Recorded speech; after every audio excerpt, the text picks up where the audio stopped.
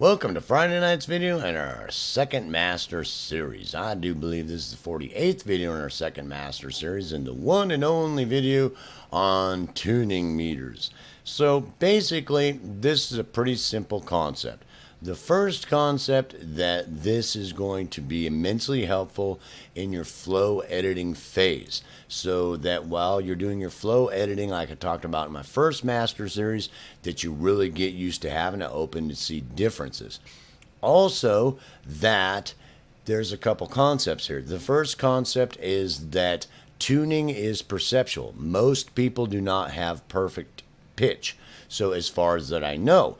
So that means that your hearing is probably off a little bit. So it's going to be very helpful to have you the tuning meter out so that you can see things that are happening, because if things are off a little bit, that it's going to get heard, and then it's going to be a problem, and your production is not going to come out sounding like your master audio engineer. So the next thing is that with that in mind, is that between 0 and plus or minus 12 cents, that normally things can fly. When it gets outside of that range, it can be being as it's out of tune and you need to adjust it. The second thing is that things that are sitting on top of the mix, you really want to fine tune your tuning. Every moment in time is important. Flagging all over the place to make sure stuff is in tune and checking it with your tuning meter. And things that are sitting underneath it, like supportive tracks, like choruses on top, underneath out front vocals, you can have a little more lenience on them. Things that are behind those, you can even have more lenience with. Just be careful you stay within those kind of parameters. The other thing is that being able to understand, like if I'm doing a bass and a guitar in a small production, the guitarist and the bass player are both pretty good and they're tuned up pretty well. And I might detune or uptune the bass or the guitar to add some lushness to the production. It will sound fine, and it actually adds a little bit of body to the production. Now, there's also, if I'm doing violins, like I've got 6 violins, I'm going to want to detune and uptune some of them if they ain't already from being recorded as a group, so that it adds a nice, thick, lush, full sound, because not all of them are exactly in tune to each other. And we've talked about that in mixing concepts, and we were working on stereo field in the first master series. So basically, your tuner is going to tell you the difference of half steps or tones. You'll normally in your DAW, you'll have a transpose area to where you can go up one, which would be like going from A to A sharp, or or A to A flat or something like that. And you'll have a sense area, a tuning sense, to where 0 to 100 would be the difference between A and then going to A sharp. Does that make sense? Or A to A flat, 100 cents. So somewhere in there. So that's quite a few cents that you're going to hear out of tune. So I normally figure between 0 and 12 cents before it starts sounding out of tune one way or the other, plus or minus. So there's a good ballpark area to make sure you stay within, depending on what area you're focused on. Now, we also come to an area of the tuner's important to help you know some productions are hyper clean. So I got this big pop production. I'm going to really be worried about things being really in tune well. I've got this grunge rock band or this reggae band or this beach club band that I'm not so worried so much about it. If I hyper clean it too much in the tuning, it's not going to sound like them. So that's a huge concept. There's places that you got to really watch out for that you don't undo what they were trying to do. Does that make sense? And places you better check your stuff and be that next level master audio engineer, checking everything in time. And also vocals, musical instruments can be very easy to work with that way. Vocalists can be very difficult. And vocalists, let's say I've got Cyndi Lauper, I've got Barbra Streisand, I've got the lady from Fleetwood Mac in the same room. I'm not going to say, to me, they've got some issues, but they're loved. If you screw with their stuff and you start trying to tune their stuff when they want to be a little bit off, and that's the way they sound, and you start screwing their stuff, they're going to kill you. The producer's going to kill you. Their fans are going to kill you. They're going to find out where you live and hunt you down. So don't fuss with their stuff. Another people, a vocalist, is somebody like Freddie Mercury or somebody of that caliber. When they're out of tune, they probably want to be out of tune. Don't fuss with their stuff unless they want you to. But most of the time, you may not be dealing with those kind of caliber people. You'll be dealing with people that are more mainstream that, aren't in those areas or cliches or niches, or something like that. So you basically want to deal with them in a more fundamental way and fix their stuff so they're happy and pat you on the back. So keep that in mind. That's a huge thing. Now, when we get in here, the biggest thing here that I'm really trying to drill into your head is get your meter open. Get used to seeing it. Get used to seeing when things are happening. Be able to catch when something's way off in some area and flagging it. Does that make sense? And it's just like any of the other meters. It's more of you becoming that engineer that has it open rather than that engineer that your tuner hasn't seen the light of day in 6 years, because you're not a next level master audio engineer that has it open and goes, whoa, right there. What the heck happened there? Loop that, check that out, flag that. What I got to do? Go cut that audio, detune one side, split this stereo track. What's going on there? And start fixing things. This is a huge thing to get drilled in your head.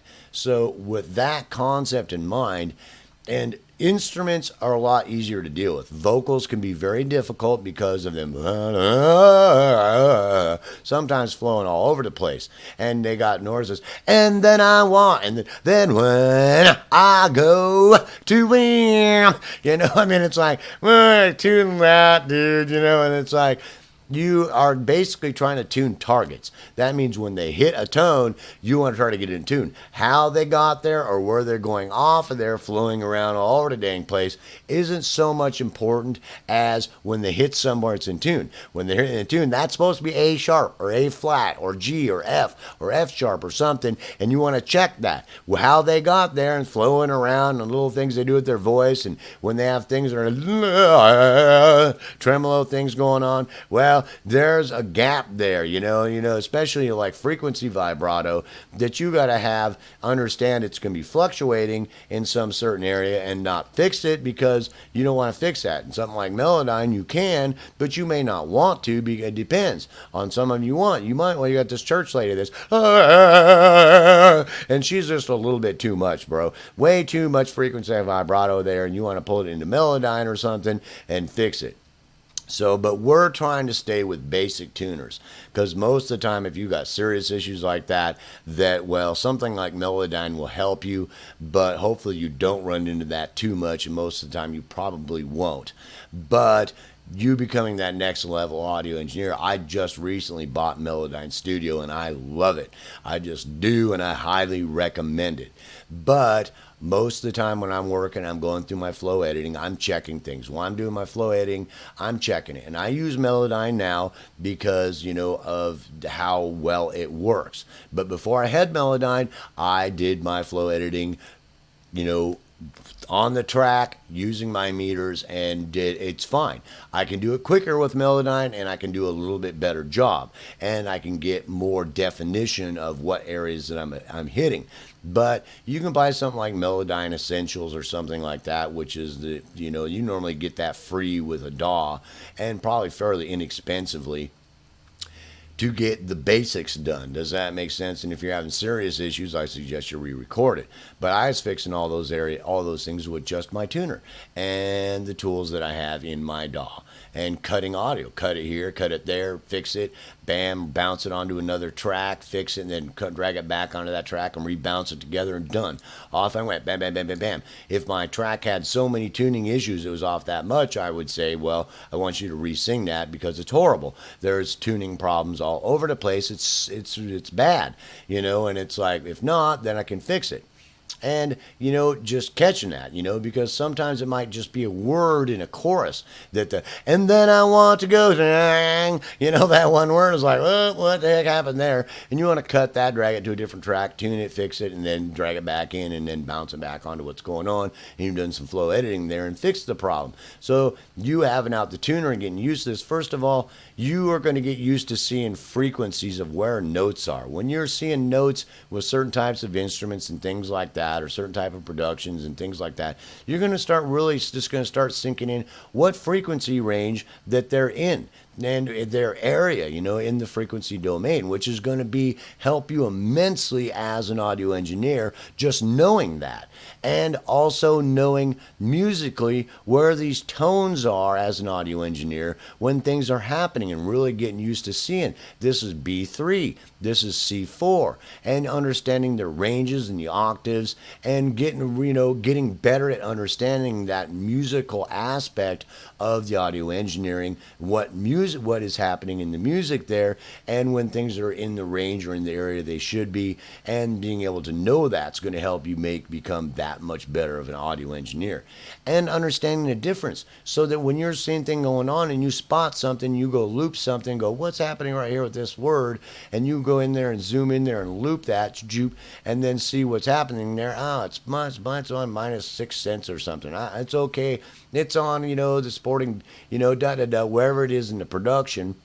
And understanding whether it's going to be okay there or not, get really used to seeing that and understanding those sense values and what that means, when it's okay, when it isn't, in what type of production it might be, if it's a huge production, if it's something you're trying to add luscious to, if it's something sitting on the very top of a mix, if it's supportive tracks, if that's going to be okay, what you might be doing later on, that if you're doing flow editing now and you're checking it and you're seeing if it's off a little bit or not, and what you're going to be doing it later to try to, enhance it or fix it or whatever, when it's going to be okay. So the issue here comes to a huge issue of you understanding those basic concepts more than the meter itself. You can get all kinds of different meters.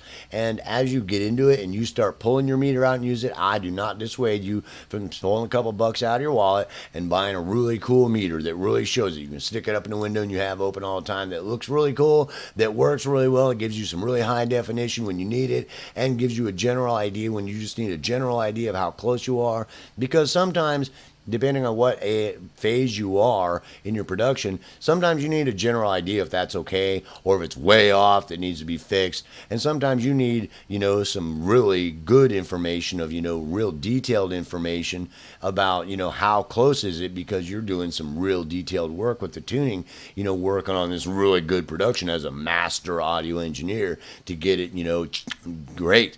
Does that make sense? So this one video on the tuning meters, I'm keeping really simple. The simple concept I want to get across is for you to get it open, understand what I'm trying to tell you about the meter, where it's applicable, how it's going to help you, and to help you become that much better of an audio engineer and take you to the next level, that it's going to help you catch things. And also, if you don't have perfect pitch, it's going to help you show you that when you're wrong, that it might sound okay to you, but you went in here and looped this word, and to you it sounded okay, but your meter's telling you off it's 18 cents or 21 cents. That's not good. You better go fix it. So now you know that you don't have that good of perfect pitch and how much you're off. And it can help you become that much better of an audio engineer. And it can also point out when you're right and you're going, no, I know this in here sounds fine, and I'm looking at my meter, I'm going, it's off 2 or 3 cents or something. Yeah, I'm on, bro. I know I'm on, and I know, and it can help you grow, because as you start to see that, you will it'll help fine tune your critical listening abilities by you having some help, helping your, natural abilities to hear, to help you fine tune your natural listening abilities of when things are in tune, when they're off a little bit, and when they need to be adjusted and when they don't, and in what situations they do need to be adjusted. And sometimes that you'll get going along and it's like, no, I know that can be off a little bit. Nope, that's off just a little bit too much, because that's supportive tracks. I don't want it off that much. Or no, that's the bass, and there's only 4 instruments in the band, and that's off way too much. I need to go in there and adjust that 2 or 3 notes, because for some reason he bent the string, or he did something, or he's wobbling around, and that's not going to work. So it's a real quick video on these tuners to help you get to that next level, is to get them out and start utilizing them and visualizing what's happening in the mix as far as tuning, and using them in your flow editing to make you that much better of an audio engineer. Peace, hope, love. I hope you enjoyed this video, and I'll see you in the next video.